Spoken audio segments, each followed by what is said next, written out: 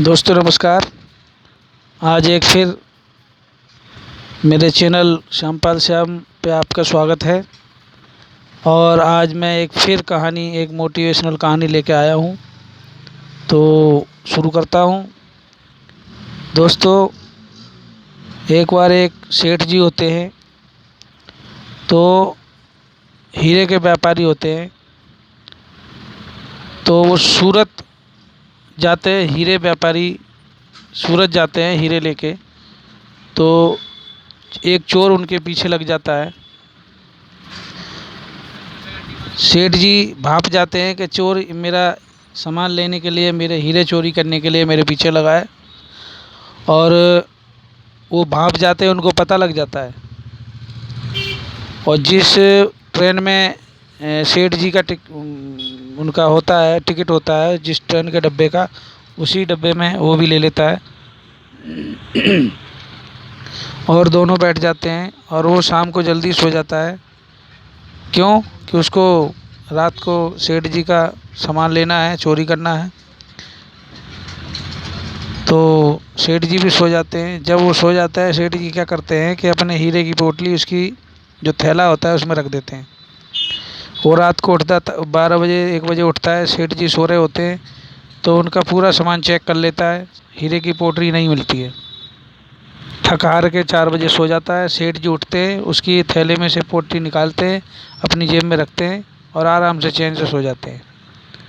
दिन में तो कर नहीं सकता। अगले दिन फिर रात आती है, तो उस टाइम स्लो ट्रेन थी, तो 2 रात लगती थी। अगली रात को फिर कोई ड्रामा शुरू कि 8 बजे 4 बजे ही सो जाता है वो।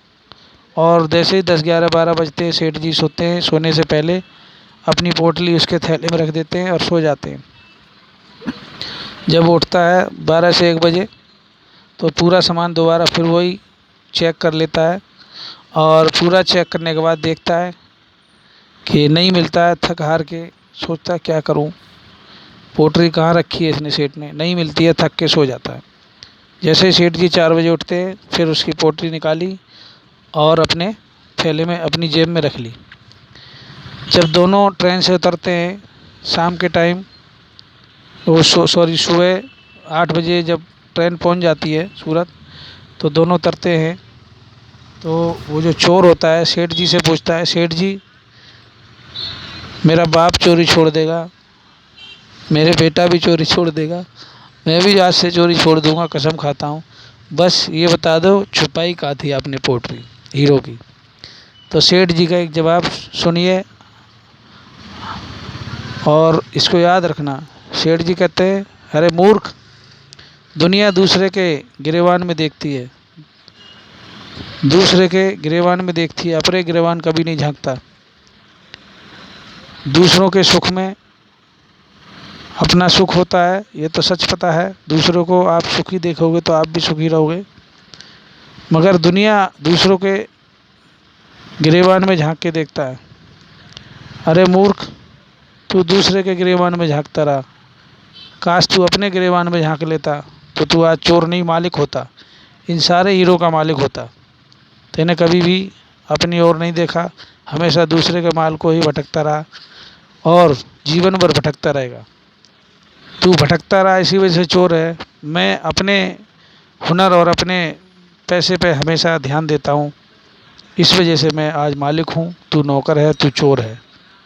तो इस कहानी से एक सीख मिलती है कि हमेशा अपने गिरेबान में झांकना चाहिए और दूसरों की मदद करनी है तो मदद करो, दूसरों के माल पे ध्यान मत दो। ये एक सीख मिलती है कि हमेशा सदा सच्चाई का साथ दो और अच्छे कर्म करते रहो। बुजुर्गों ने कहा है कि अच्छे कर्म बड़ी मुश्किल से आते हैं, अच्छी आदतें बड़ी मुश्किल से आती हैं, लेकिन उनके साथ जीना बहुत आसान होता है। लेकिन बुरी आदतें बहुत जल्दी से आ जाती हैं, मगर उनके साथ जीना बहुत मुश्किल होता है। किसी भी चीज़ की एक बार लत लग जाए, लग तो जल्दी लग जाती है। आपको शराब की लत लग जाती है, मगर उसको छुड़ाना बहुत मुश्किल होता है। इसी वजह से अच्छी आदतें हमेशा जीवन भर रहती हैं, बुरी आदतें आपको बर्बाद करती हैं।